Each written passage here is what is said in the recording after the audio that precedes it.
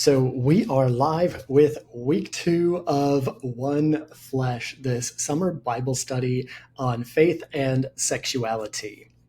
I am really excited to be going through this series for reasons that I've been posting about on social media, in part because I often miss people really wrestling through the scriptures on these questions of faith and sexuality, and in part because I wanted an opportunity, some motivation for me to go and move through a lot of these passages and topics again, just re-exposing myself to the scripture passages, some of their context, and hopefully to the diversity of meanings that we can draw from them. One more check on my channel. Perfect. All right, so tonight's topic is marriage and celibacy. I don't know if we're going to get to spend too much time on celibacy. And in fact, I think the majority of tonight, a majority of my own thinking as I got ready for this week, was a lot of deconstructing the opinions and thoughts about what is marriage or what is biblical marriage that I bring to these texts. So if you live in the Western world, the United States, somewhere that has been influenced by European philosophy, European history, you have been influenced by something called the Romantic period. And this is something that refers to literature, to music.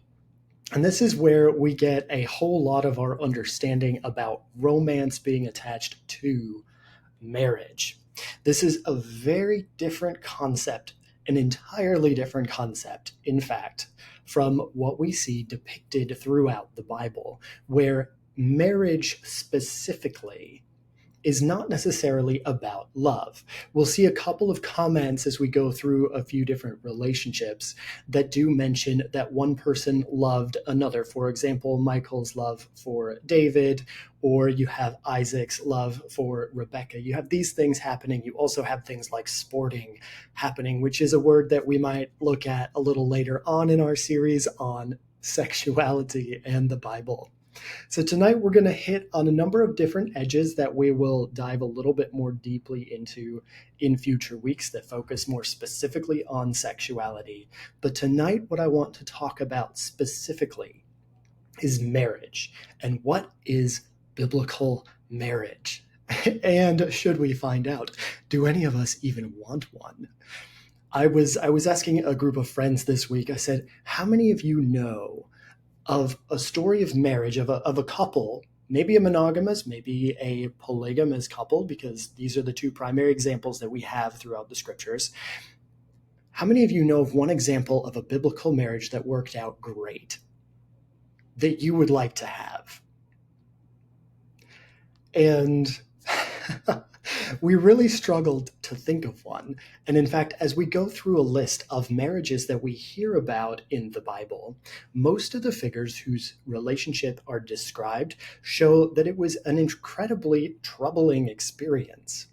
I don't know, those of you who are watching who are married or who have been married might find a lot to resonate with in the scriptures. After all, this kind of close relationship is not always easy. So when people are talking about a biblical marriage, usually I imagine they're not thinking one where we struggle, one where we fight, one where we break biblical laws all the time. That's probably not what they're thinking.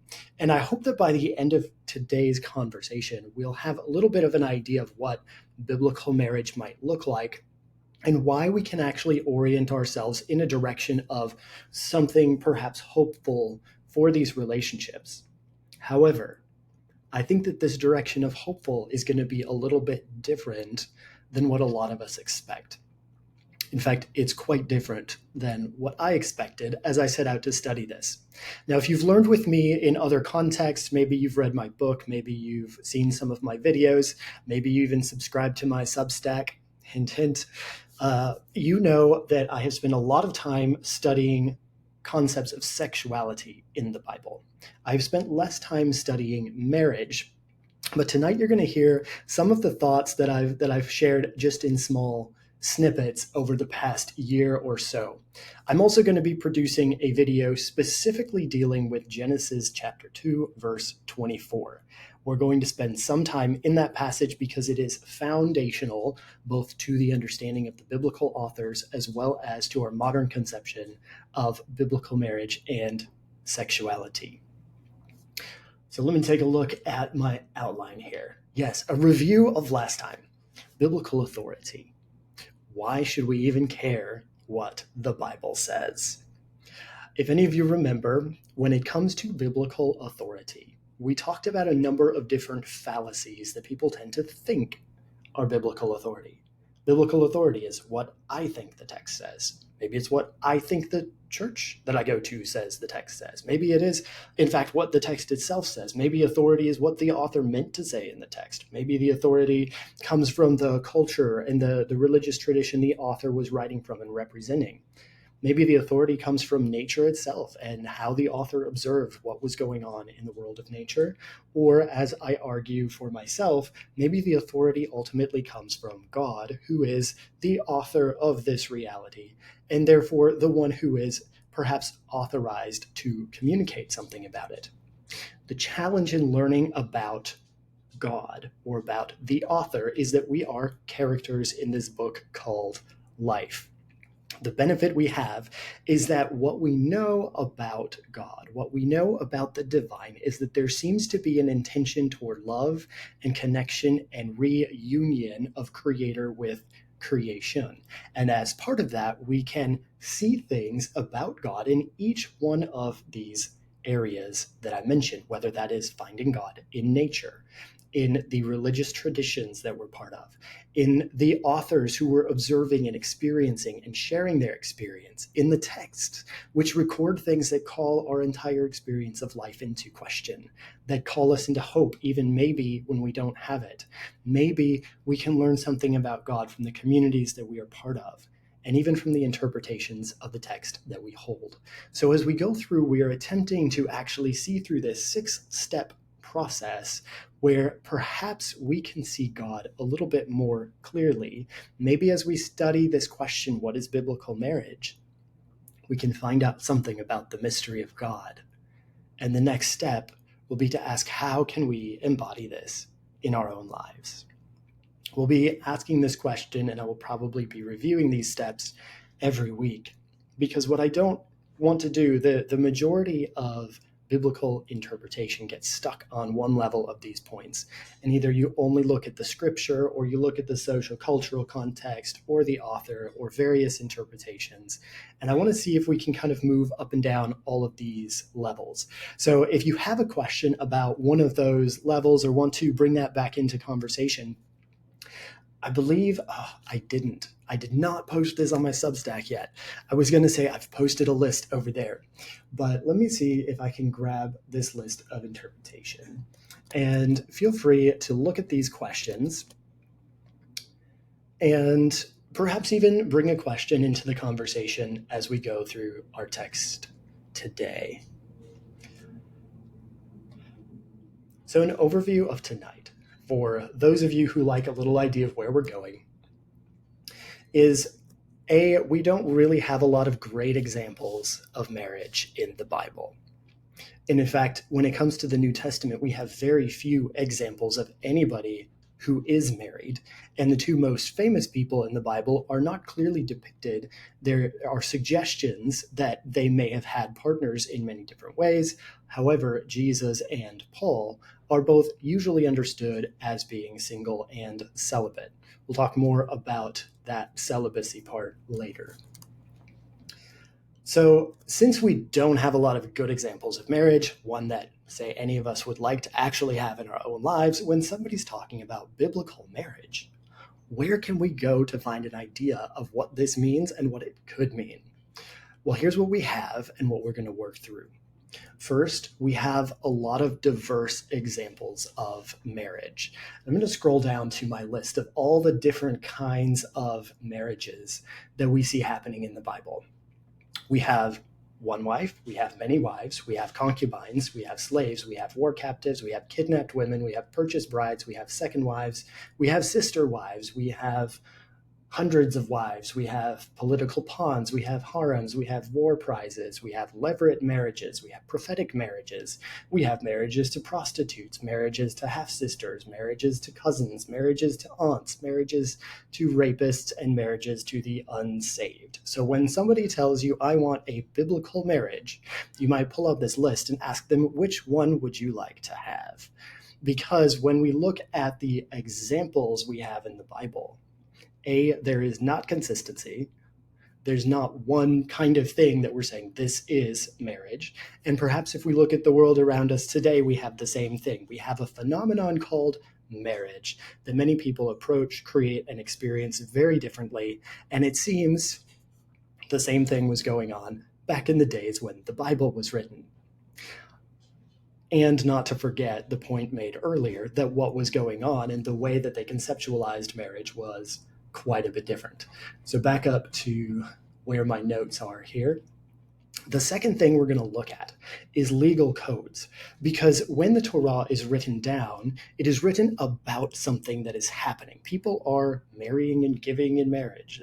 Jesus talks about this. It's like until the day that Noah entered the ark and the flood came and swept them all away. This is what they were doing. Jesus also says in the kingdom of God, there will be no more marriage and giving in marriage, which I find to be a fascinating claim. One that we will, in fact, go much deeper into in week 10 when we finally get to the name of this study and the topic, one flesh. The next thing we have to look at is prophetic imagery. So how do the prophets depict God in his marriage relationship to the bride, Israel? And that one is going to hold a few surprises. I know I was definitely turned upside down by seeing some of the things that I have for us in the passages tonight.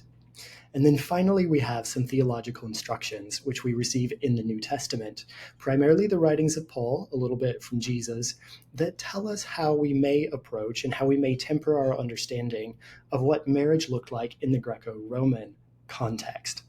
So 3 things I want us to keep in mind. First is that our modern conception of romance is nowhere near close to the reason or purpose of marriage throughout most of history. It's an incredibly modern and romantic invention.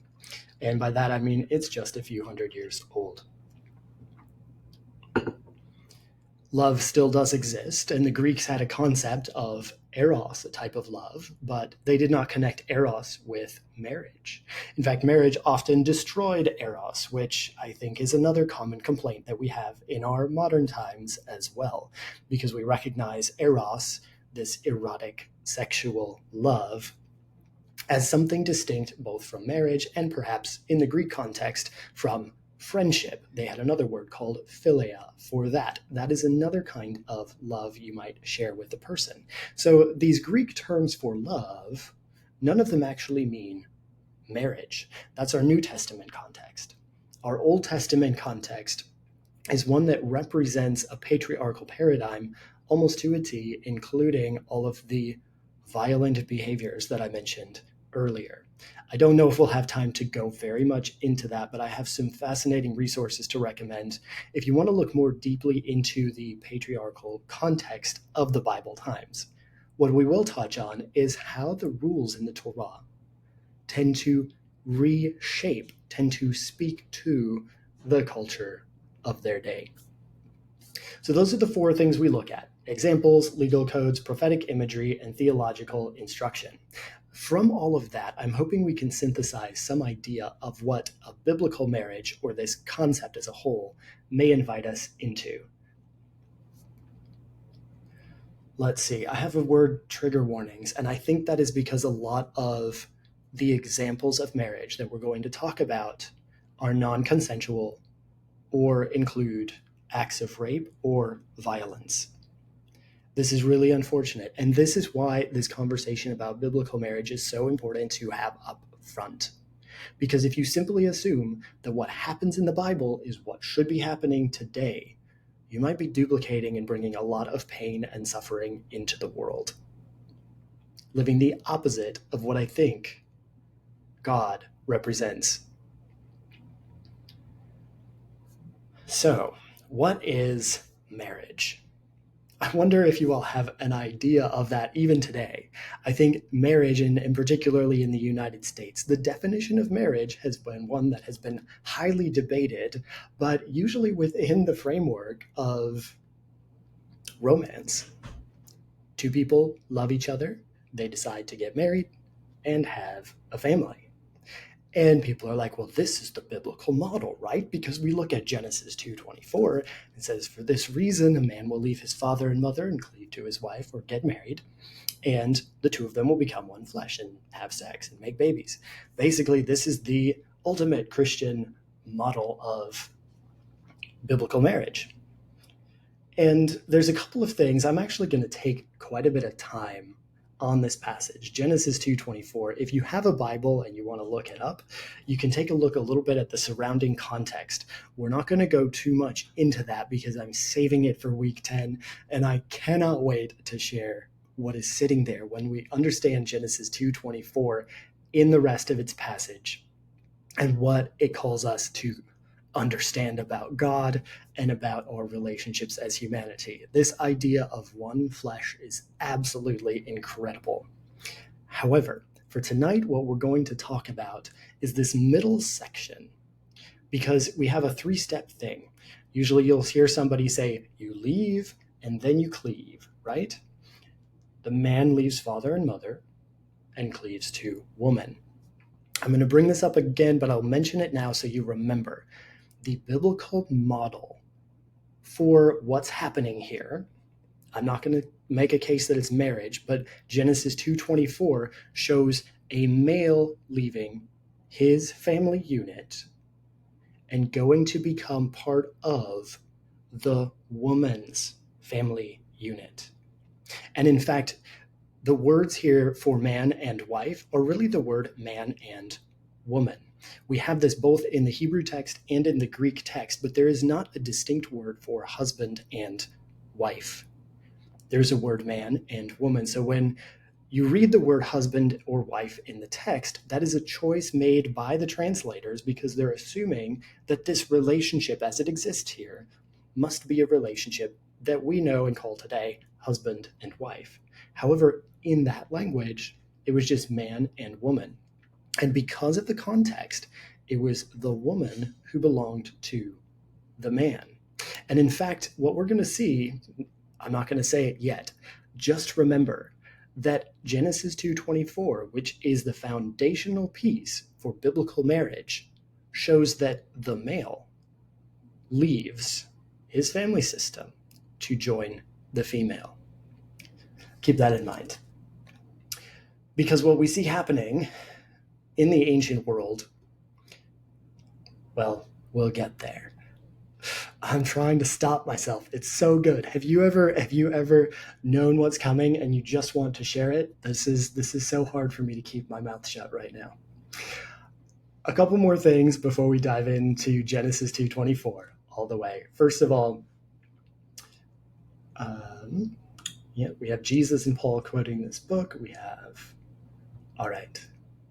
You know what? Let's just dive right into some biblical passages that might help us to understand what is going on in Genesis 2:24 when the passage says, for this reason, a man will leave his father and mother and be joined to his woman, and the two will become one flesh.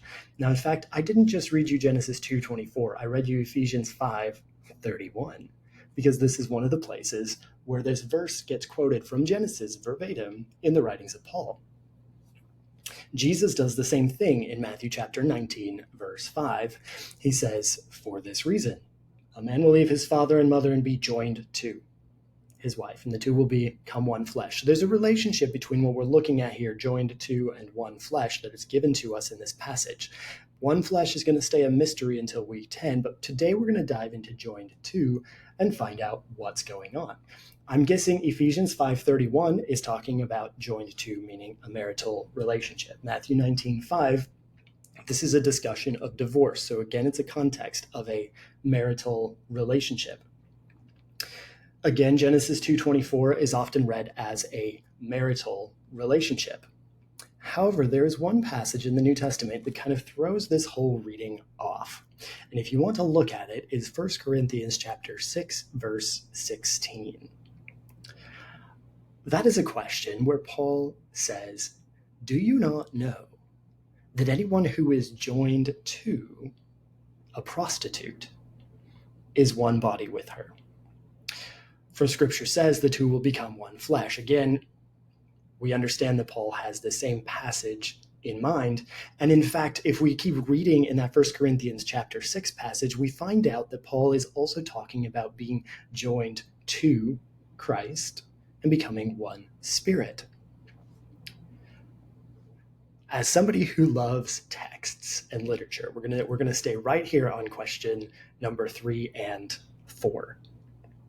A lot of people read this passage 6:16 about being joined to a prostitute as meaning to have sex with a prostitute.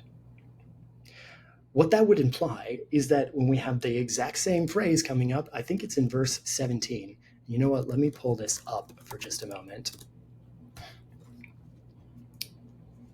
Dismiss. By the way, if you're on a laptop, I do recommend the Blue Letter Bible. And one of the versions I've been checking out lately is CSB. It's been kind of an interesting one. So 1 Corinthians chapter 6, and why don't I just share my screen as long as I'm here and as long as I don't accidentally stop this whole broadcast like I did last time. Okay, share. Let's look at this. All right, here's the passage we've been discussing. Joined to, this is the term that we're looking at. And now the very next verse, Paul is saying, joined to the Lord. If you have an author using the same word in two sentences, you would probably imagine that he's saying the same thing in both of them. And in fact, because of this implication, we're going to guess that he's saying, Paul, when he speaks in Ephesians chapter 5, we're going to guess that he's using the term joined to similarly in all of these examples.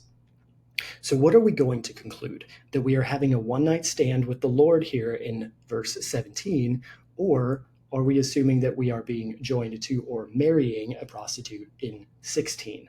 I would make an argument that we need to be reading both of them the same, or perhaps, let me try to stop share, or perhaps this term means something different that is inclusive of both ideas. So let's take a look at where this phrase comes first in the Old Testament. We're going to take a look at the Hebrew term, and I do not know how to pronounce it, but the Hebrew term is dabak, D-A-B-A-Q in its English transliteration here. And it has a couple of different meanings. What it means is to cleave, to cling, to stick, adhere, be loyal, be joined, pursue, follow hard after. And if you'll notice, I did not say to marry anywhere in there. And in fact, if we look at a couple of examples, this word is not even always used about human beings and relationships between human beings. The idea of to be joined to or to cleave to comes up a whole lot of times in the Old Testament, and the equivalent term comes up a few times in the New Testament. Let's look at this a little bit. So one of the first examples says, "The Lord shall make the pestilence cleave unto thee." This is not romantic, this is not marriage, but it does indicate a very close relationship, this cleaving to, sticking to, being close by. There is one Old Testament example that does seem to imply a desire for marriage, or this, maybe as we would understand it, a romantic context. This is Genesis 34, verse 3, when we have this fellow named Shechem, who was a prince, and he raped a woman. After he had done this, the scripture says his soul clave unto Dinah, or was joined to. At a soul level, he was joined to Dinah, the daughter of Jacob, and look at this, and he loved the damsel and spake kindly unto the damsel. How nice of him, after everything he had just done. But the ultimate thing that happens in the story is he is not allowed to marry. This cleaving happens, and therefore he asks, saying, I am cleaving to this person already, therefore I want to marry them. So it seems as though there is already a disconnect between these two kinds of things. Let's look at a couple more. Yes. There are, in fact, a couple of positive examples of this that we'll get to. But first of all, Numbers 36:7, if you want to write down a couple of references, you have a group of people who are cleaving to or being joined to their inheritance. Again, this is a relationship. This is a connection with. This is not necessarily this idea that we might understand of as marriage. Joshua 23:12 talks about going back and cleaving to the remnant of the nations. Now, there is an instruction against marriage to these other nations, which we're going to see when we look at the legal codes. So this could be parallel to that. However, the instruction is about marriage, and what this is talking about is cleaving, being joined to. And similarly, we have the group of these nation of Israel and Judah who is joined to David. So we have a political implication. We've seen nature does this. We've seen politics does this. We've seen the hearts do it. Hosea 4:17 shows a group of people being joined to idols. And we'll see something similar to this in the New Testament, where you have a group of people who are joined either to one another or joined to God. So we are talking about a very close relationship, but it doesn't necessarily have to mean marriage. And here's where I want to get to our two most beautiful examples of what it means to be joined to. The first one of these examples actually uses the phrase. The second example captures the concept incredibly beautifully. The first example is found in the book of Ruth, and the story is one of Ruth and Naomi. Ruth is a foreigner who decides that she is going to travel with her mother-in-law. Ruth's husband has died. She is now a widow, and her mother-in-law decides to return from Ruth's home country back to her own home country. What happens now is that Naomi, who's the mother-in-law, tells both Ruth and another woman, please leave, go back to your families. You can have a good life, you're young.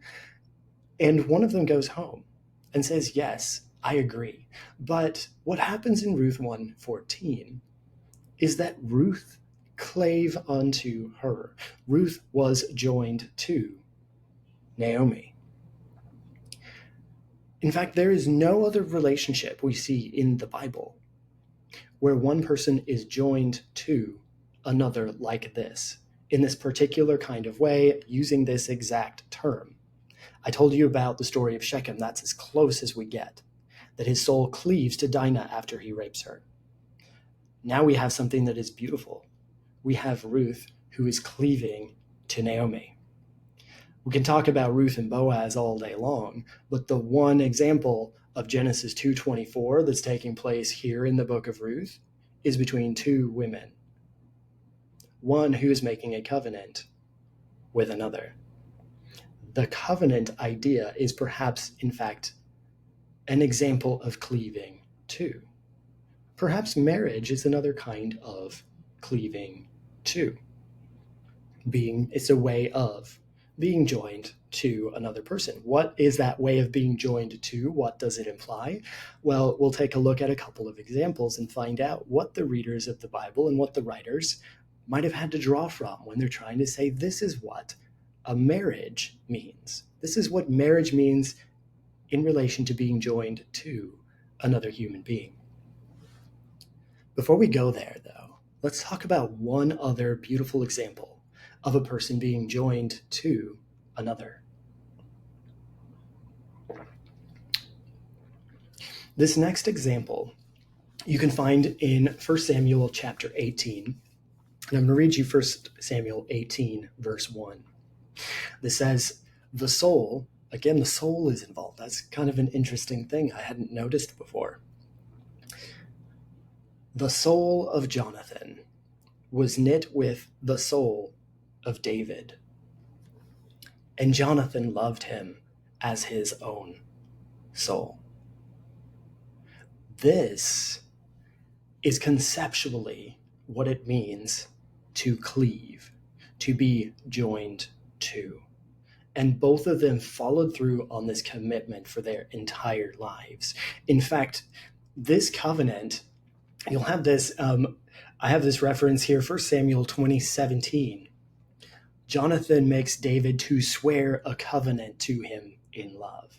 So because the soul was joined to, a covenant followed.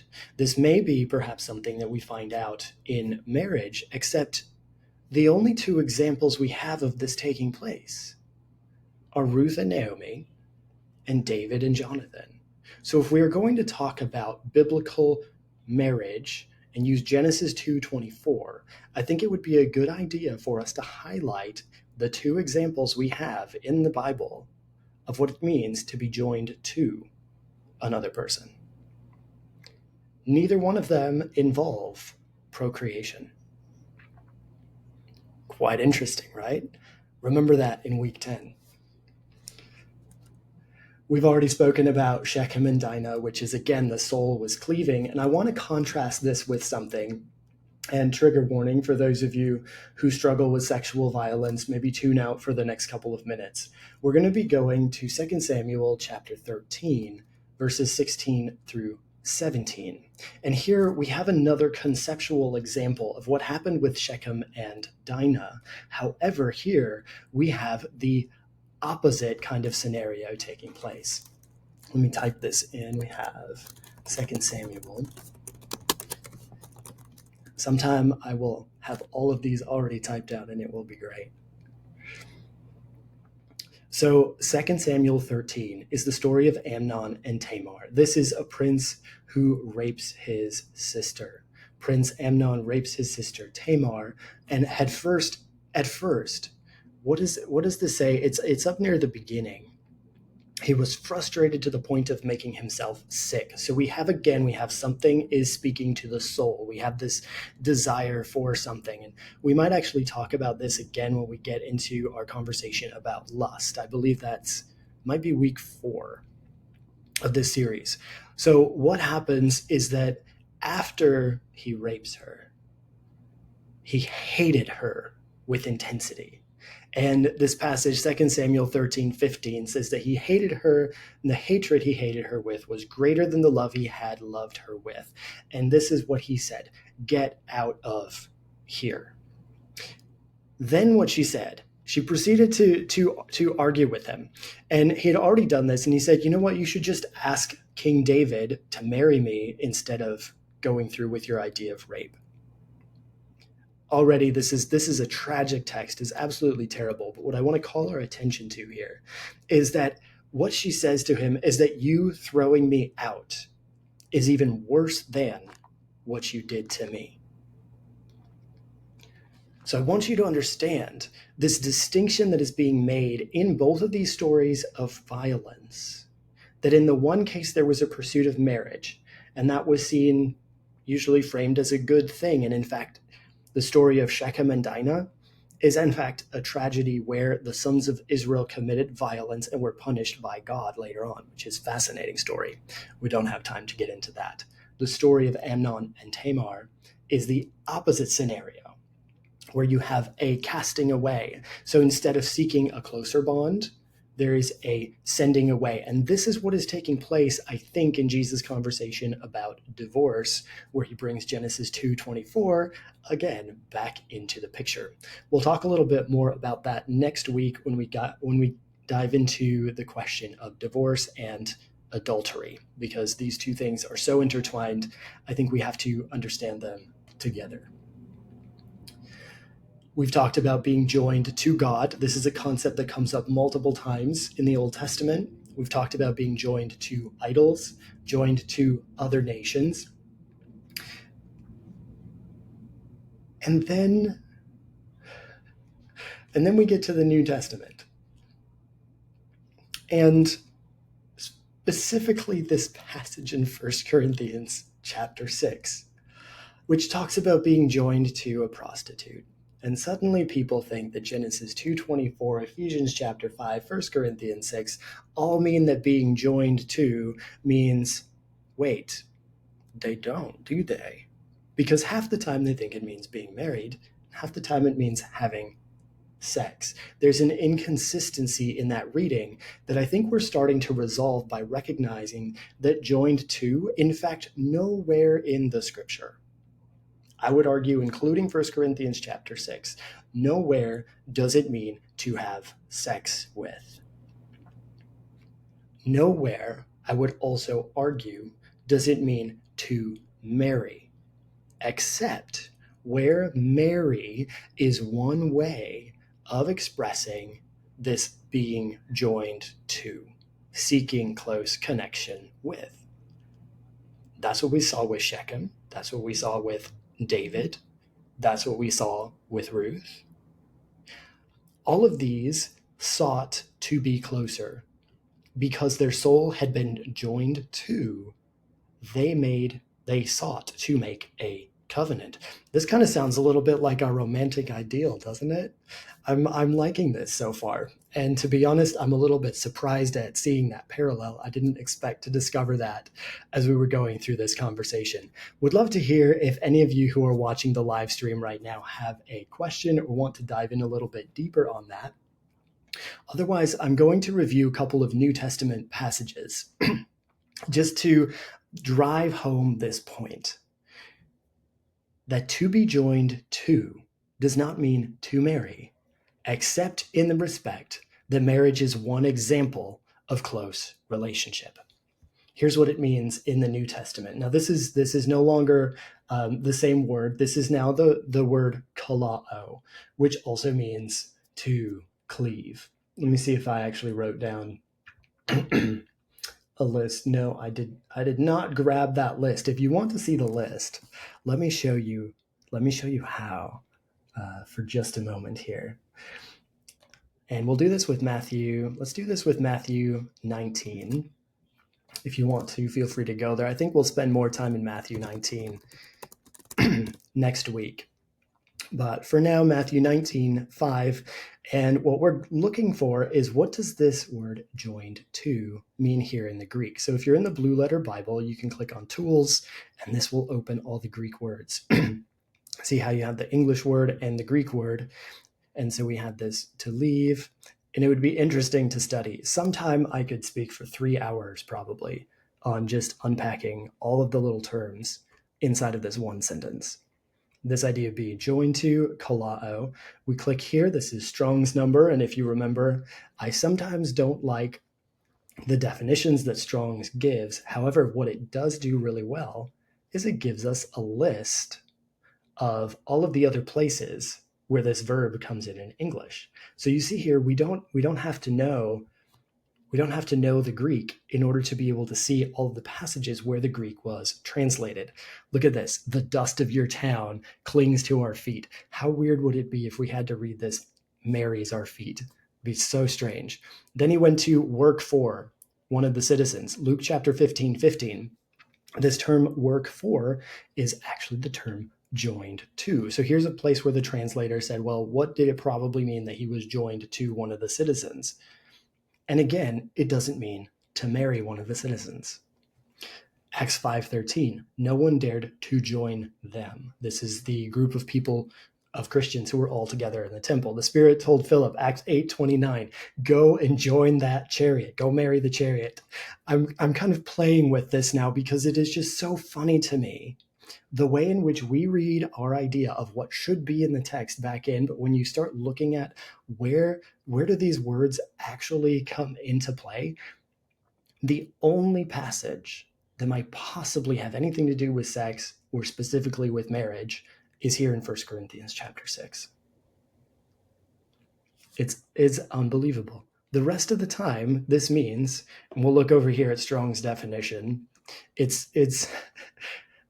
ironic because one would think that Strong's had put marriage in here. They did not. To glue, to stick, to cleave, to join. Completely similar to the Hebrew term. I hope that has been as fascinating for you as it has been for me.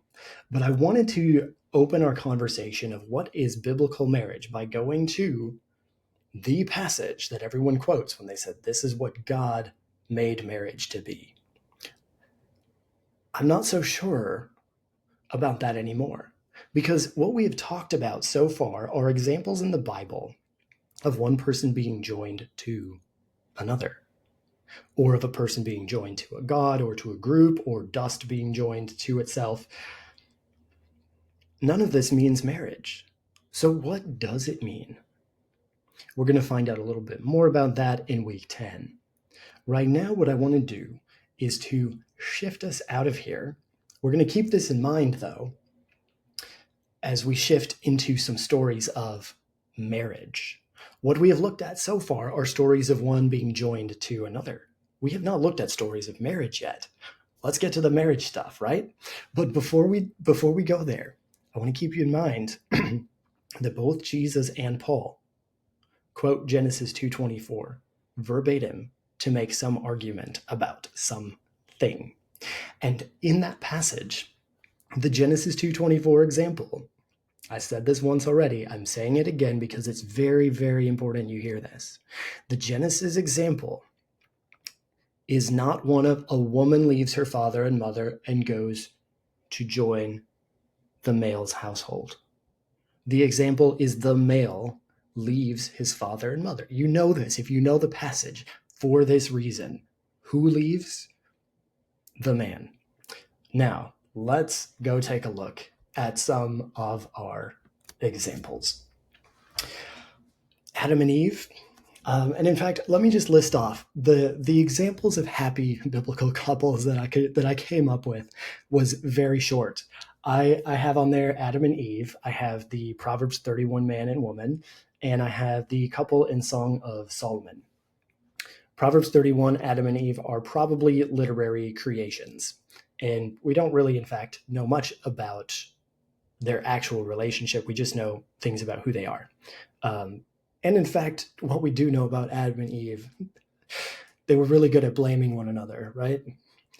The third example, Song of Solomon, we will explore this in our conversation about premarital sex, which is coming up later. Nearly every scholar on the Song of Songs now agrees this couple was not married, at least for the majority of the Song of Songs. There is no evidence that they were a married couple, or that they were even the same couple in this collection of poetry. That one is going to be a fascinating conversation. So I'm like, which example do I want? Tonight, as I was getting ready for this, I thought, you know what? Noah and his wife. Those two seem to have got along. They stayed together for hundreds of years while Noah goes off and builds a crazy boat. It seems like they were still together afterwards, though even in that relationship, something happens. I don't know if we're going to end up talking about what that was, but whatever Ham did was not very good.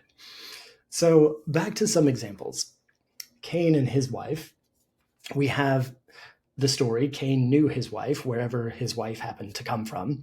Most likely, and at least within the Torah, the implication is incest. Later on, Leviticus chapter 18, verse 6, this kind of relationship is prohibited. But as we're going to see, nearly every relationship that we look at that's described in the Bible is actually a violation of some rule in the Torah. I bet you didn't know that. That was such an interesting thing for me to start discovering as I was diving into the book of Leviticus. I asked, okay, where is an example of somebody either following this or not? We also have, early on in the book of Genesis, we have the first male who was reportedly having more than one wife. Part of the line of Cain, we have this person named Lamech, who had two wives. And I think this gives you a little bit of an idea of what we're going to see in marriage. So Cain knew his wife. It wasn't Cain and his wife knew each other. This was a male does to the female.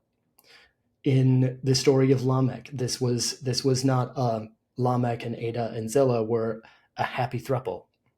It was Lamech had two women, and he also had other things, and he spoke things. It's all about the male agency. And when we talk about marriage in the biblical context, particularly in the Old Testament, the cultural context is one of male agency, female passivity. In fact, in some places, we're actually going to see the female framed as property, first of her father, and then of her husband. Abraham and Sarah. Here is a fascinating story. Again, what you might find interesting is that the two of them are half siblings. And when Abraham goes to Egypt and says, "This is my sister," he's actually being honest. This marriage to half sisters is prohibited in Leviticus. Leviticus 18 has a whole lot of prohibitions. I'm going to make the case if we go in and study Leviticus chapter 18, these are prohibitions against abuses of power. And the reason I frame it this way is that on this list of prohibitions in chapter 18, there are a number of things that are missing. I'm going to have to do a whole video on this because it's fascinating when you take it apart, and the list is too long for us to cover tonight. But what I want you to recognize, the reason incest is prohibited is because it changes a relationship of family into a relationship of sexuality. That's where I'm going to leave it. That's just my conclusion for the moment. If you have questions, feel free to dive in and ask me about that later. Here's a couple more things about Abraham and Sarah, though. Most of us understand that Sarah had a servant whose name was Hagar. And this servant, whether she wanted to or not, was forced to make a child with Abraham. And that child was meant to be the child. Again, we have it's not Hagar's child, Sarah's child. It is the child of Abraham. And here's where the text becomes interesting, because I said it's not Hagar's or Sarah's child. The significance is that it's Abraham having a child. That is at the beginning, but the way that the story plays out, Hagar eventually leaves with her child. And God eventually makes clear that it is not Abraham's child who receives the promise, but Sarah's child. I think this brings us back to an important motif throughout the Old Testament, that it is going to be the seed of the woman who brings deliverance to humanity. So while a lot of us talk about the promise to Abraham, that promise to Abraham should have passed to all of his children. And by the way, Abraham had more than 2 children. How many of you have read Genesis 25, 1 through 6, or I don't have the reference. There's a reference in 1 Chronicles. And let me just go read you Genesis 25, 1 through 6. Because my parents had imagined Abraham and Sarah as the ideal biblical couple. I don't think they really thought much about the issue with Hagar. And they definitely, I don't even know if they're yet aware that Genesis 25:1 says Abraham had taken another wife. And in fact, I'm going to open this up. You might enjoy seeing this. So I will share my screen once again. And again, it's Abraham who is taking, right? Let's keep in mind, this is the relationship. This is not a very empowering relationship for women in most of these contexts. Being taken, being raped, these are a lot of the examples we see. Now, this word here, Isha, I'm just going to click it and you will see this. Look here. It's translated as wife 400 times, woman 300 times. What makes the translator choose one way or another? That is a really important question. Just keep in mind, anytime you see the word wife in English or woman, it is the same word in Hebrew. That should make your readings of some of these Old Testament passages very interesting. So, yes, back to the text. Abraham took another woman whose name was Keturah. How many of you knew about Abraham's wife, Keturah? And some people will say this was a concubine. I believe that's how she's referenced in the book of Chronicles. And she had a whole bunch of different children, and we hear about their children. And then Genesis 25:5 says Abraham gave everything he owned to Isaac. This is the story of patriarchy, and this is the story of Old Testament marriage. It is a story of who gets the possessions. And this is why when we start to talk about sexual ethics in the Old Testament, we see two very different standards for males and for females. Female sexuality was entirely controlled because males were the ones who gave the property, and they only wanted to give the property to their own children. The way that they made sure that happened was that women who had sex with anybody besides their husband would have terrible consequences. The control of female sexuality has to do with the control of inheritance and property, because the property belonged to the males and was passed down through the male line. Absolutely fascinating to investigate some of this, because if property belonged to the females and passed down through the female line, there would be no need to regulate sexuality in the same way that we see it done here in a patriarchal context. We have a question coming through on chat, and thank you for this question. Let me read it. Since unions between slaves were not recognized or legally valid in the Roman Empire, and therefore they couldn't legally marry, according to the idea that sex is only. I did not get the full question. Let me look over at my live stream for a second. There it comes. I'm going to wait and deal with this a little bit more once we start talking about New Testament examples. Thank you for this question. This one is going to be good. Love it. So Abraham, Sarah, Hagar, concubines. Abraham gives all of his stuff to Isaac. Even so, it's his prerogative. Fascinating. But this shows that he considers Isaac to be the one true person who is carrying on his legacy. Symbolic? Maybe. Important? Yes, I think it's valuable that we recognize that.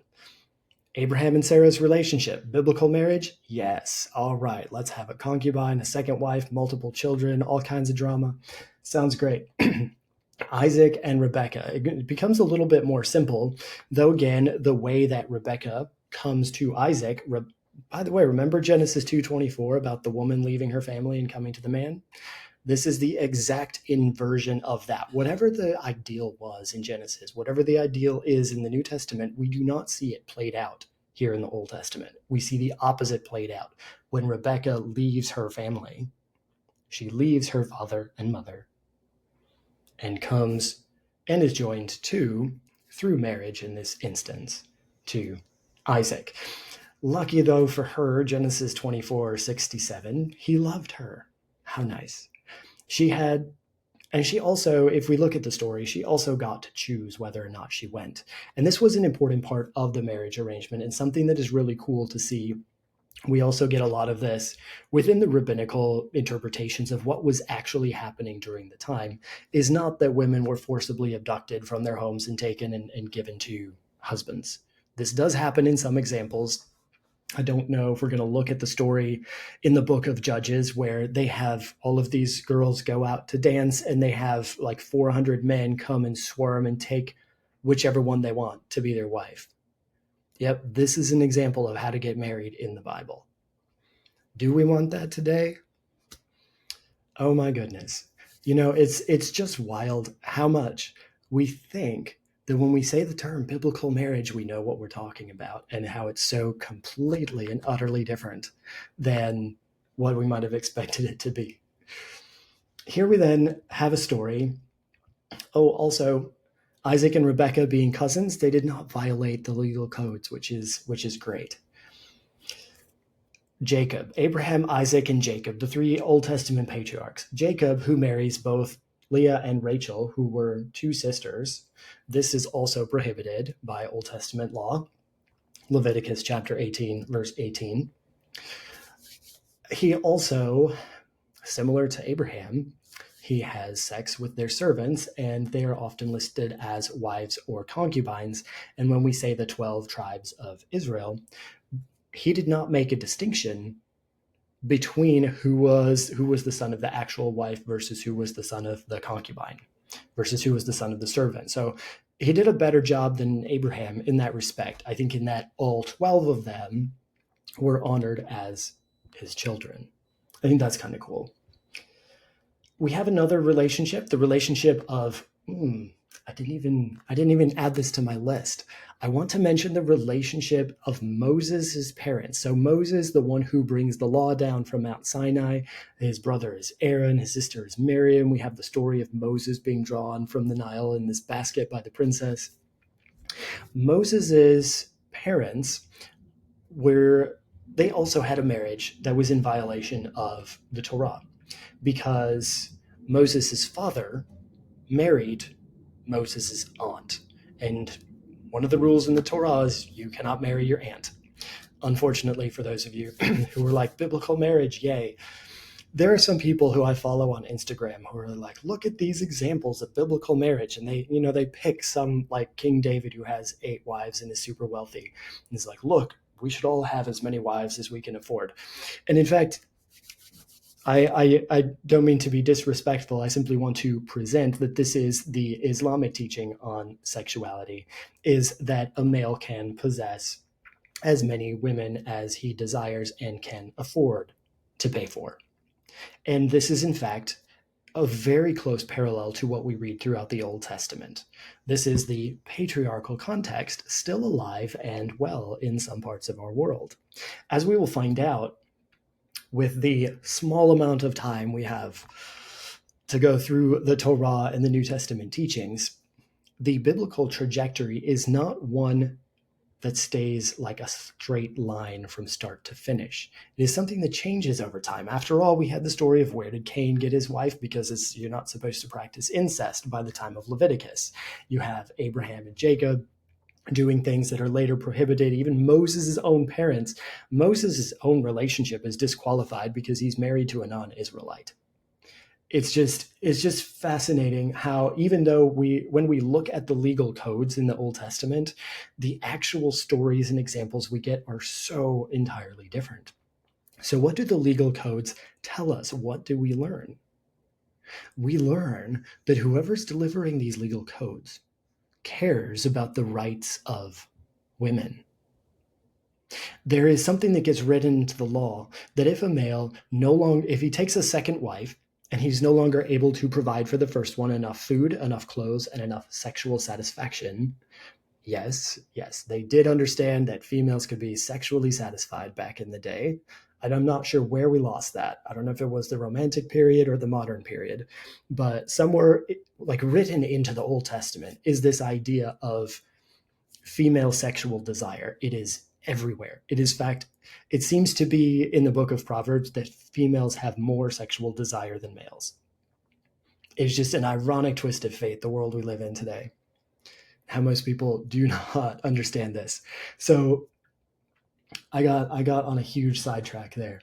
But this idea of the Old Testament legal codes are now coming around an existing patriarchal system where men were taking women to be their possession and women were now stuck. And now the law says, hey, if the man mistreats you, formerly you really didn't have much recourse. Now you can go to the priest. You can now bring evidence. You can now be free of this abusive relationship. How incredible is that? I think, to me, that indicates a trajectory toward something, a trajectory which we see in the New Testament era moving toward equality. And in fact, it's not simply a biblical trajectory, because the Greco-Roman context often had a lot more empowered women than we see in the earlier ancient contexts. So we have the Bible is speaking to a culture that is changing over time. It is calling that culture into question, but it is also reflecting that culture. And so if you remember, when we're looking into this text, we're sometimes asking, well, what is it the author is observing? And are they simply telling us about it? And how does what they're saying teach us something about God or the trajectory that they would like to see?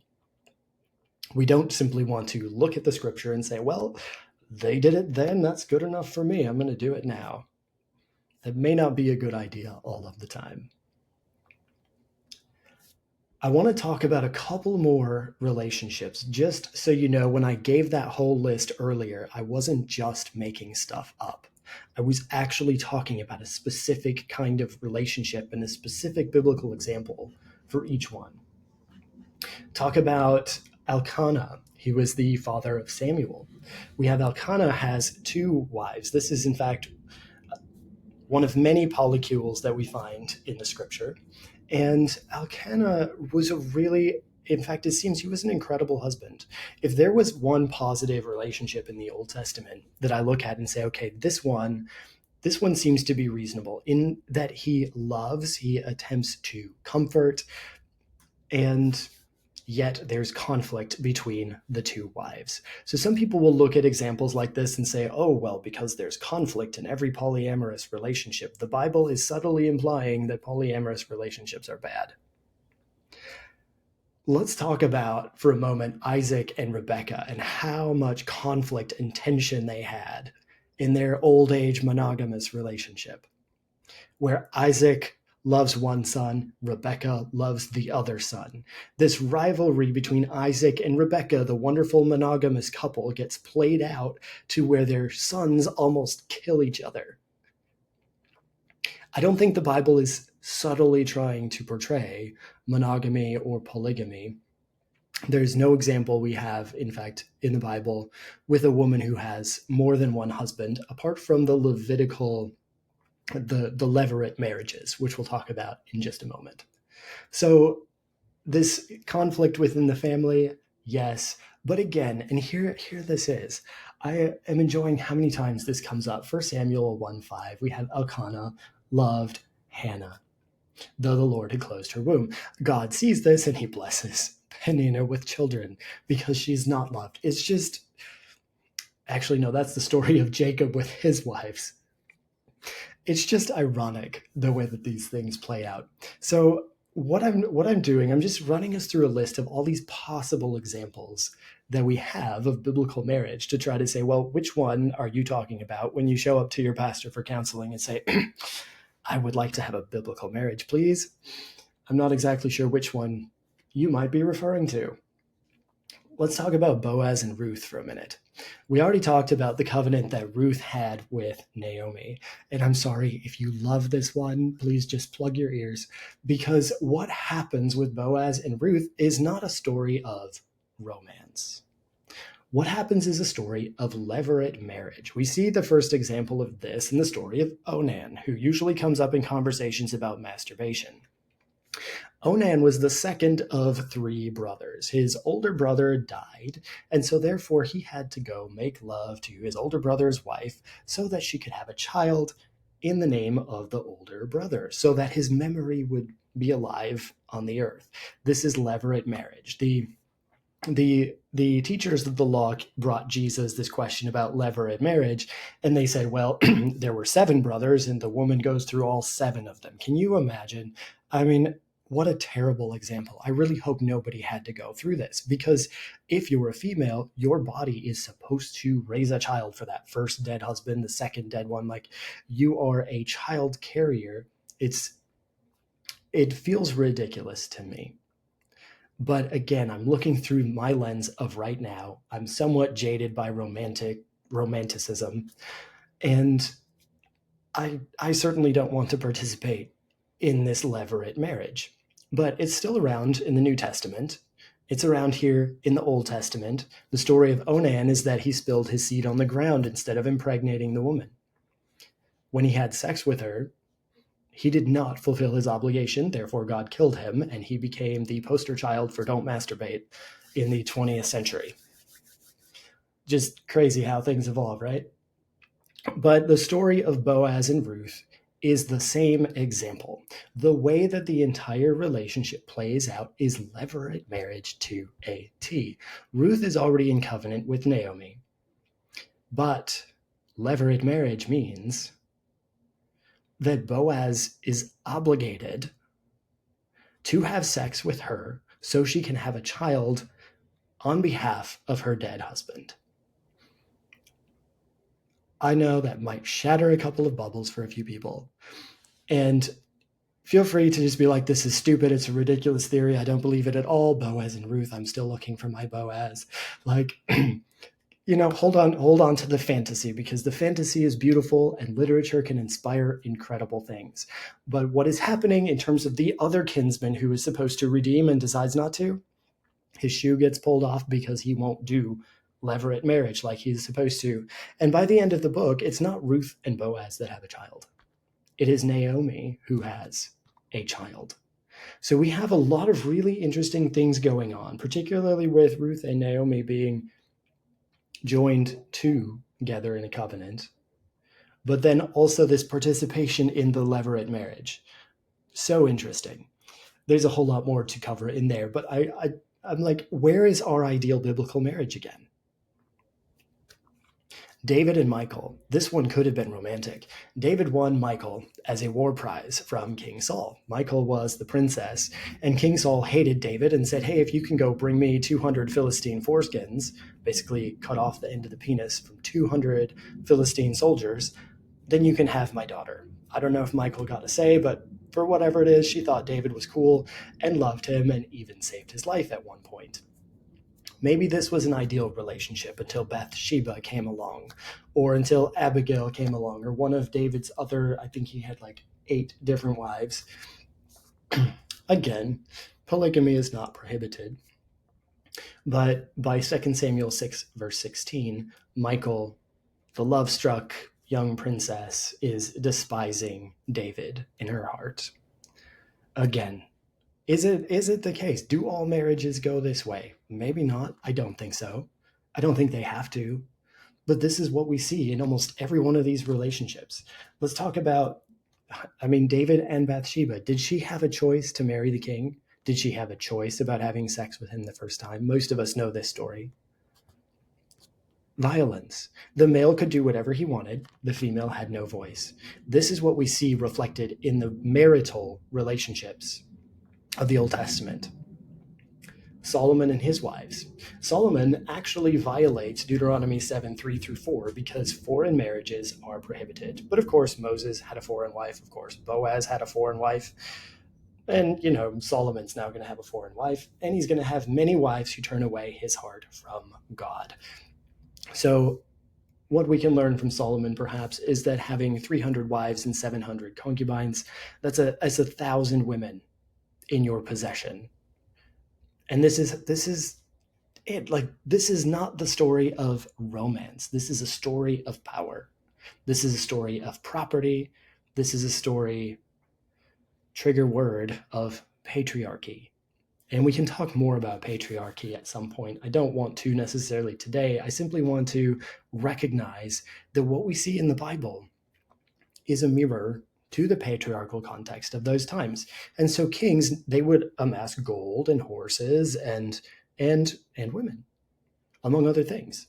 When we talk about lust and coveting in the 10 Commandments, this idea of not coveting your neighbor's house or his animals or his wives, these are all possessions of males.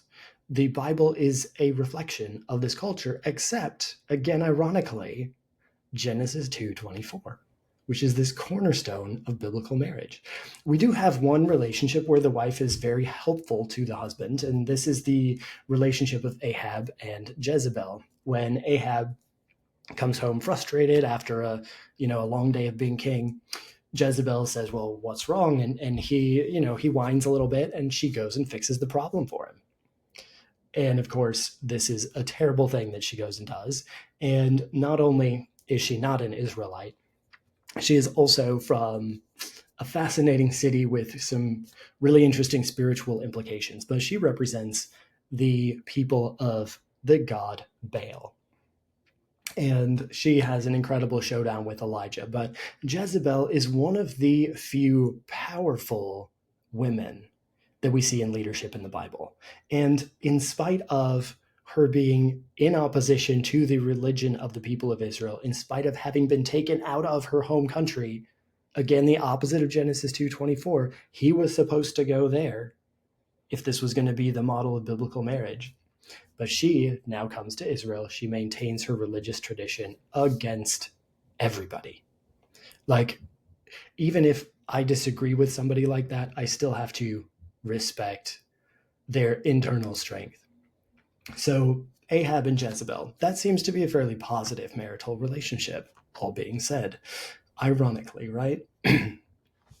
But here now, wow, my voice is kind of going tonight. Here now we come to a transition point between stories of marital relationships and the prophetic references to God. And we have the story of Hosea and Gomer.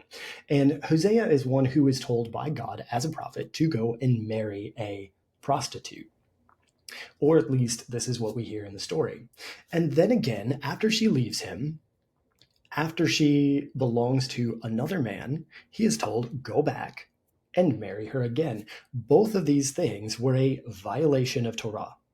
Once again, the legal codes say don't do this, but here is the prophet writing about how God told him to go do it. It's going to be fascinating. If you look in my book, if you have my book, Sacred Not Sinful, I have this passage where I talk about how the law says, do not build all steps up to your altar, but Solomon puts steps on his altar and God comes and takes the sacrifice. The law says, do not put pillars in front of the temple, which what do we have in front of the temple? We have 2 pillars. So either our understanding of the law is a little bit off and we don't really grasp what these people were doing with it, or nobody really paid any attention to what it said to do. I'm not really sure which one of these scenarios we're looking at, but here in Hosea, you have the marital relationship is using a woman to portray the nation of Israel. Again, violation of Leviticus chapter 21, priestly purity laws, Deuteronomy 24. If a woman has been formerly married to you and then leaves and belongs to another person, you cannot take her back. It's I just don't know how we process this. And it's a similar conundrum when we get to Joseph and Mary, because the story of Joseph and Mary, they are probably one of the most beautiful relationships of commitment, closest to what we understand marriage to be in the New Testament. And yet, it begins with a textbook case of adultery. Because the woman in this relationship was going to bear the child of someone who was not the husband. Jesus was Joseph's child by adoption. When he was going to put Mary away, when he was going to break off the betrothal, he had every right to do so. But again, God is saying, oh, look, here are these laws. Let's go do something different. How do we process this kind of thing? We'll look at this a little bit more when we talk about adultery, and I think today gives us a great context for that conversation. And in fact, we'll spend a little bit more time looking at the prophetic imagery next week when we dive into adultery, because most of what we hear about adultery and even fornication doesn't come from the legal codes. It comes from the prophetic imagery. So quick review, not yet, 2 more relationships. And then we're done going through relationship paradigms. And then I'm going to answer this question that's in the chat. So 2 other relationships in the New Testament. One of them and in fact, these are the only other 2 that we know of. There's possibly a third, which I believe was the partner of Philemon, but it's just a passing mention. We have Aquila and Priscilla, who may have been married. However, they may have just been missionary partners. It's really hard to know, and there's not really good indication in the text one way or the other. We have Ananias and Sapphira, who are referred to as husband and wife, and who seemingly have a very powerful relationship because the 2 of them decided on financial matters together. The 2 of them agreed together, and even when they were separate from each other, they still went ahead with their plan to lie to the apostles, deceive God, and both of them ended up dead, slain by the Holy Spirit in the book of Acts. It scared everyone. That's the best example in the New Testament we have of a positive, healthy, supportive relationship. So, which biblical marriage do you want? I don't know about you. I don't really want any of them. Maybe Mary and Joseph. That one is kind of cool. That sort of commitment is neat, but that is bordering back again on the relationship of Ruth and Naomi or David and Jonathan. And what I would say is that if I have a desire, it is not for marriage, at least not what is depicted here. I do have a desire to participate in this mystery of Genesis 2:24 of being joined to. Whatever that is, seems really cool. A David and Jonathan relationship, a Ruth and Naomi relationship, a relationship where your soul cleaves to another, that sounds magical. That, in fact, kind of sounds like our romantic theory, right?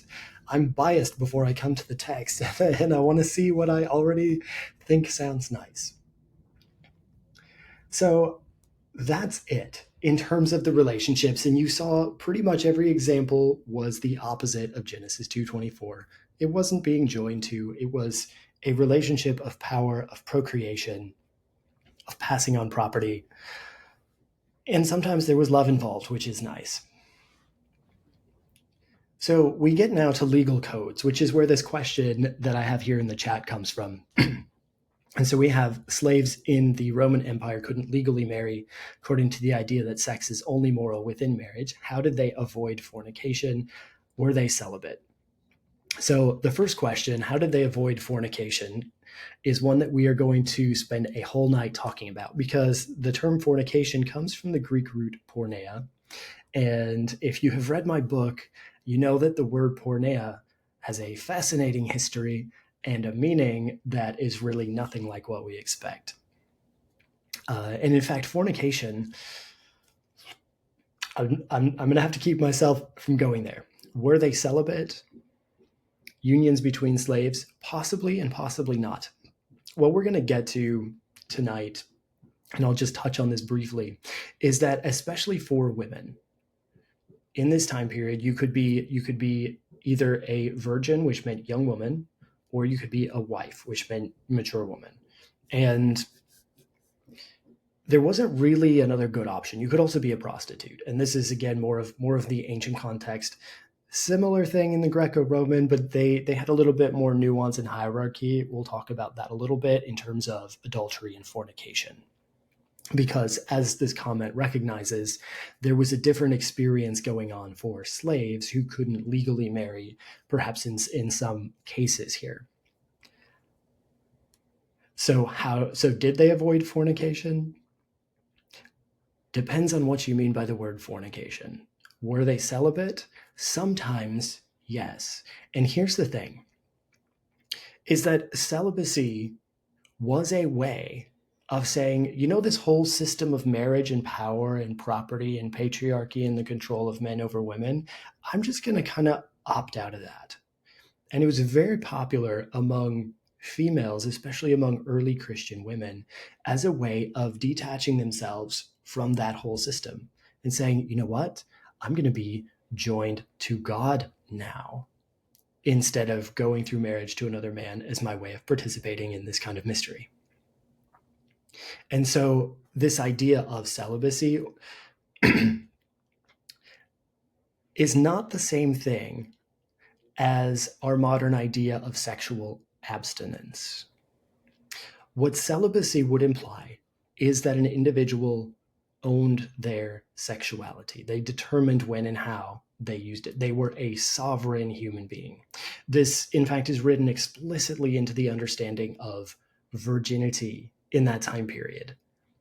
Absolutely fascinating difference, because unless you were one of these people who claimed celibacy, people would say, well, why aren't you participating in this whole marriage thing?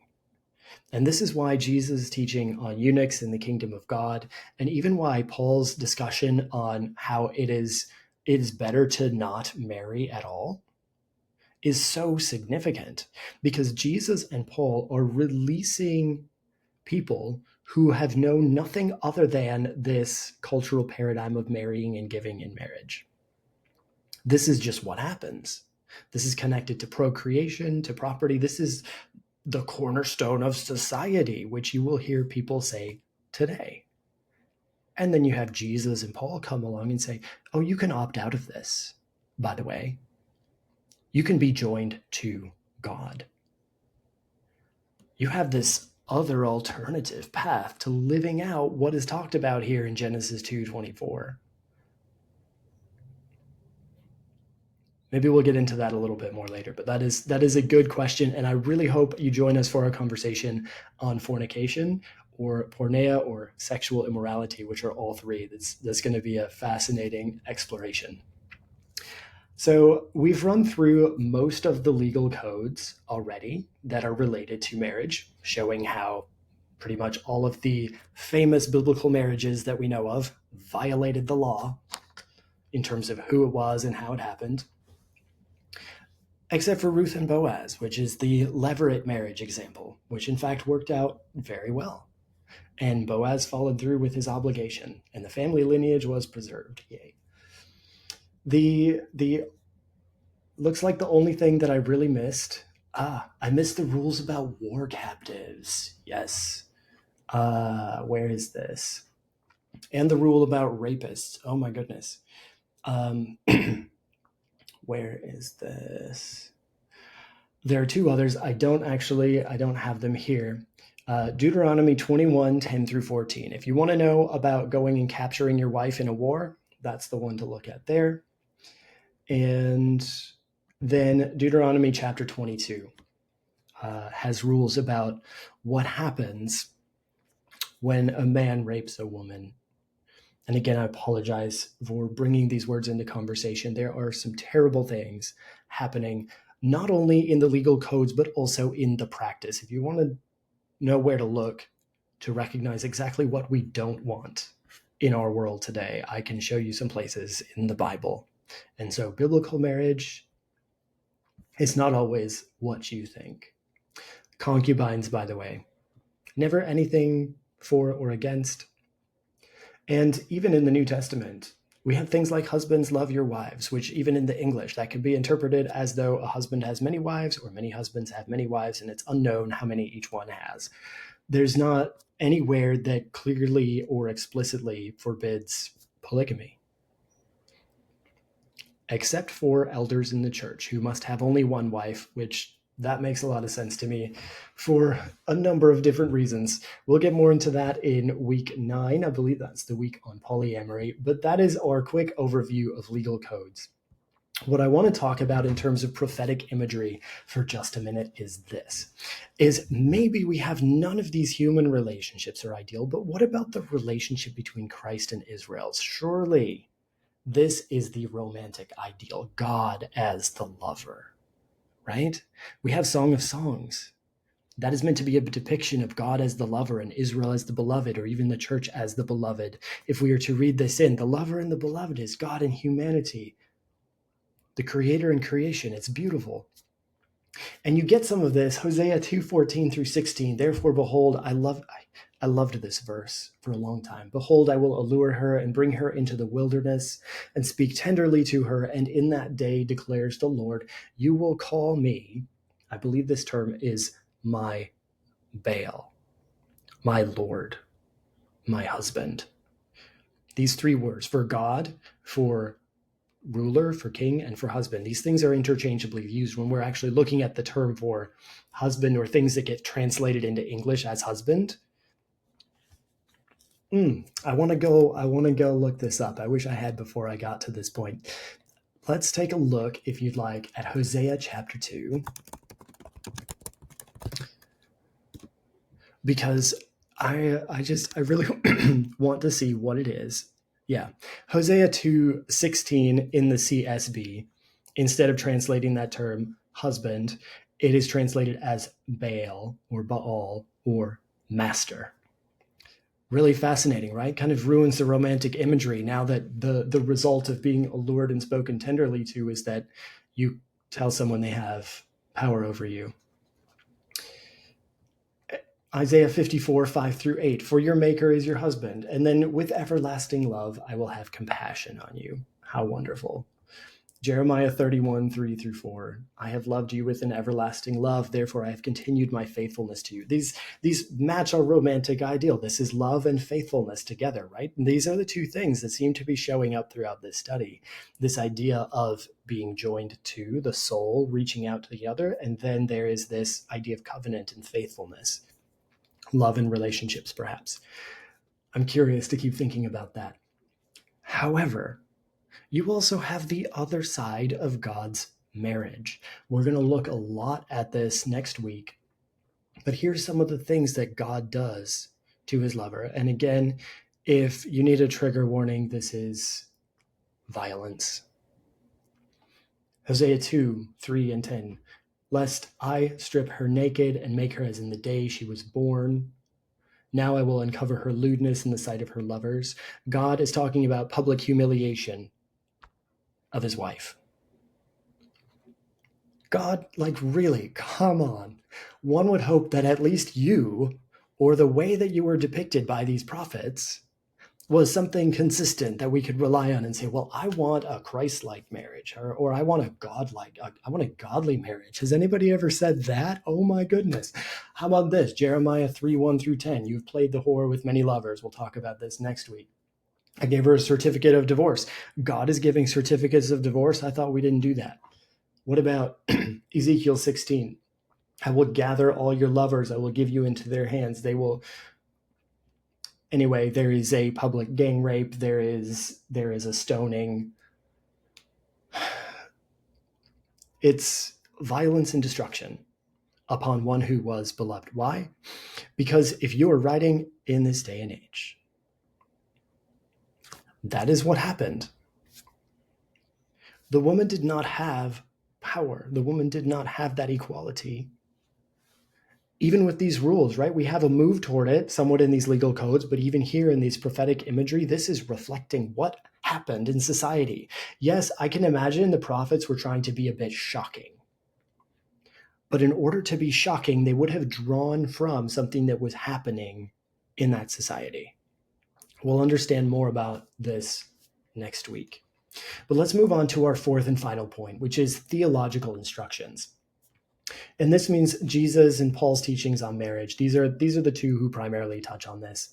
And we have Jesus teaching about divorce and adultery. We'll look at that next week. But he says this, what God has joined together, let no one separate. It's interesting when he's talking about divorce and God joining together. I'm going to spend a little bit of time thinking about that before next week, but if you plan to join, I hope you also do. Look this up, Matthew 19, 3-9, Mark 10, 2-12. These are these two passages where Genesis 2:24 comes back in, and where Jesus is talking about God joining together. I really want to know what that means. Then we have Jesus' instruction, and we touched on this already, but it's included in 3 of the Gospels. So interesting. Matthew, Mark, and Luke all mention this. Jesus referring to marriage as not even part of the kingdom of God. And after everything we have talked about here today, it's not really a surprise to me that Jesus looks at this entire institution, in spite of the laws surrounding it, in spite of some ways that it might have been beautiful, in spite of its use to represent the relationship between God and Israel. And he says, this is going to pass away. This is not part of the kingdom. And if you believe the kingdom is now, that has some fascinating implications. If you believe the kingdom is like in heaven somewhere after you die, that also has some fascinating implications. Mormons will probably really struggle with this. I would love to have a conversation with a Mormon scholar on this and how they wrestle with Jesus' teaching about this. However, it seems to make clear that marriage is not part of the kingdom. Similarly, when you have Paul speaking about things, there are teachings about marriage, and Paul, in fact, he's talking to people who think that fornication is pretty much any kind of sexual behavior. Again, I'm not going to go into this because we'll cover this in a future week, but this term fornication, applied to married couples, and it still applies to married couples as well as to unmarried couples. And so avoiding fornication, there are some unique ways to do that. And I'm sorry if I'm not giving the full answer. There is just so much that I want to unpack and lay out. So please join again for that conversation. We have this husbands, love your wives as Christ loved the church. So now we have this call that within this pre-existing relationship, bring love into it. Marriage might be for this age, but it is present. How do we bring the fruits of the Spirit into marriage?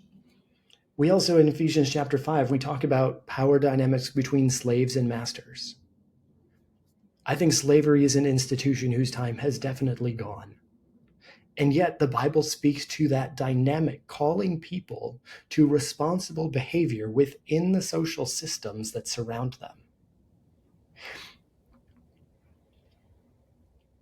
We have Hebrews chapter 13. In fact, there was such a push among early Christians that the author of Hebrews had to say this: let marriage be held in honor. Because with Paul's teachings about celibacy, and he's saying it's so much better to just not marry at all, at some point you reach a critical mass where people say, oh, you got married? Like, well, that's ridiculous. Why not just be married to Christ? And so you have this huge ascetic trend in early Christianity, and Hebrews 13 says, well, let marriage be held in honor. Don't dishonor it. Marriage can be a beautiful thing, but he adds this: let the marriage bed be undefiled. We'll look at this more with our conversation about adultery. And then we have Revelation chapter 19. So again, prophetic writings in the New Testament, more than prophetic even. I can't even remember what the specific term is for this right now, but it's a particular kind of prophetic imagery that is using marriage, again, to describe something that happens. And so the institution of marriage, this would be my conclusion on this, is that throughout the biblical writings, you have this phenomenon of marriage. And the authors tell you, here's what happens between these people, and here's the laws that are written about it. And here, if we look at these stories, and if we look at the way that the laws intersect with the culture, if we look at the way that the prophets use this imagery, maybe we can understand something about what marriage could be, about how do we approach this kind of relationship in a new way. How can we renew this? How can we find new life in this? Yes, we have celibacy, which I think is an absolutely beautiful option. And I think what celibacy does is it enables marriage to be a choice. It enables marriage to be an intentional choice to say, hey, this is a cultural institution. I can do this as my way of being joined to and participating in divine mystery. Or I can also do this and find this, what I would call like an internal union within myself. You have Jesus speaking about celibacy for the sake of the kingdom. You have Paul, who's idealizing celibacy. You have Revelation 14. We have celibacy as an expression of faithfulness to the Lamb. You have this other option. And in fact, we even have stories of people like Anna in Luke chapter 2, who was a widow who was devoted to the temple. You have people who choose to be joined to without being married. And so the conclusion of this whole piece is that Genesis 2:24, I don't think is talking about marriage at all. I think marriage can be a way of embodying and living out what it's talking about. But that mystery of being joined to and also of one flesh is so much bigger than get married and have sex. And we're going to be building our way up to that in week 10 over the rest of this series. So now we have choice. We have marriage, a possibility. We have celibacy, a possibility. I think we have so many possibilities, but the question isn't one of, well, are you married? Are you having children? And again, the cultural context was one that valued having children so much, because without having children, the species disappears. So mortality rates are so high. And We see a lot of that, particularly in the Pentateuch, these early books. We have a small group of people that needs to procreate if they're going to survive. And so, what are we going to see reflected in the text? Be fruitful, multiply, fill the earth. We have to understand what we're looking at when we're looking at these texts. And today, I feel like we've been a little bit on the surface. We went a little bit in depth in terms of this joined to concept. I love that. And then we kind of did a surface skim over, I don't know, we must have done 24 different kinds of relationships. Were any of these specifically called out as bad relationships? I don't think so. In fact, a lot of these people were honored for the way they related to each other. Biblical marriage can be all kinds of ways. Biblical marriage can be all kinds of things, including not marrying. That is a legitimate option. Wow.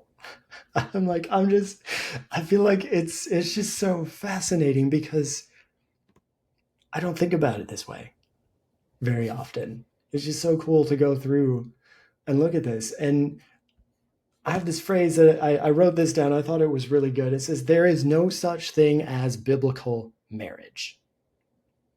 There are marriages, and there is a biblical way to go about them. There is celibacy and a biblical way to go about that. We don't practice dowry, purchasing brides. We don't treat women like property or have harems full of concubines or sex slaves. You need to read this book sometime about sex slavery in the New Testament. We don't try to conceive children with handmaids. We don't marry to send a prophetic message to society. And I think a lot of us even fail to represent theological ideals that we read about in the New Testament in any kind of relationship, let alone in marriages. I think a lot of modern Christian conception of biblical marriage is what we read into the text instead of what we pull out of it. And I hope this overview has given you some idea of what we're actually trying to grasp for in this question. What is biblical marriage? I don't know if I actually want one if a biblical marriage is copy and paste from ancient times to modern day. And in fact, I think it is irresponsible to do that. Not all scripture is meant to be copied, but it can all be part of our conversation.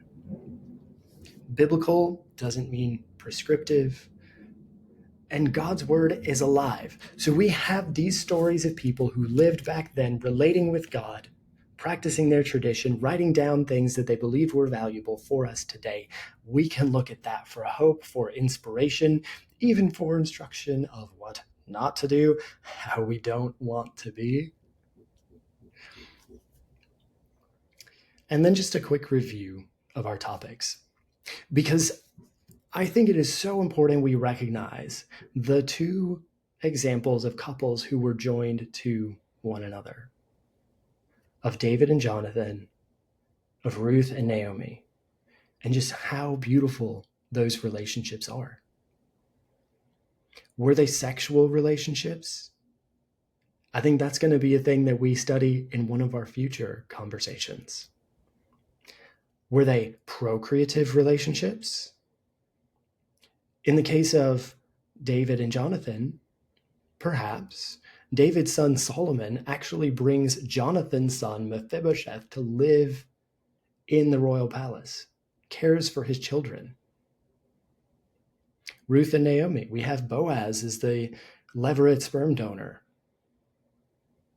Naomi has a child in some way. But I was talking with someone this week, and they were speaking about this reminder that we tend to compartmentalize our sexuality. One of the things that my work is doing is helping us to integrate faith and sexuality, because I don't want sex to be a compartmentalized part of life or relationships. I think that we are all sexual beings and may express this in many diverse and beautiful ways. But in the ancient context, they did not have this compartmentalization of sex in the same way that we do. We'll understand a little bit more about that when we look at the diverse rules regarding adultery in the Old Testament. It's going to be very interesting, and we're going to find out that maybe adultery has less to do with sex than any of us actually thought.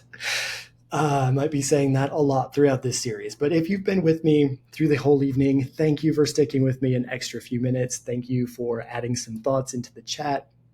Thank you for working your way with me through these biblical texts, seeking to understand some more of what is there. And instead of just going and say, well, the Bible clearly says, we can kind of go, well, the Bible says a lot of interesting things, and it's important for us to be responsible and have integrity in how we go about reading them, sharing them, because eventually we're going to embody them in our lives.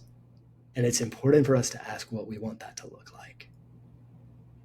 I think with that, I will end tonight's study. Next week, we'll be looking a little bit more at adultery and divorce. That should be a fun one. I just added divorce to the topic. I figured it was something I should touch on my way through. It's something we haven't brought into conversation as a culture for a while. Would love to stir up some things for myself and maybe for some of the rest of us who are on board with this Bible study. If you haven't yet, head over to my website. You have a link to my Substack where I will be posting this list that I posted today, along with some of the details from tonight's conversation. I'm also attempting to create a community of discussion over there. So I'm going to be continuously posting into Substack and opening comments and discussion for paid members. It's going to be $10 a month or $100 for a year. And if you decide you want to join right now for a year, I'm running a special offer that you also get these 10 Bible study videos and the chance to join a small group for conversation at the end. So if you haven't yet, head over to my website, sacrednotsinful.com/oneflesh2025. Would love to have a few of you in this conversation afterward. But thank you so much for joining me, and I will see you all next week.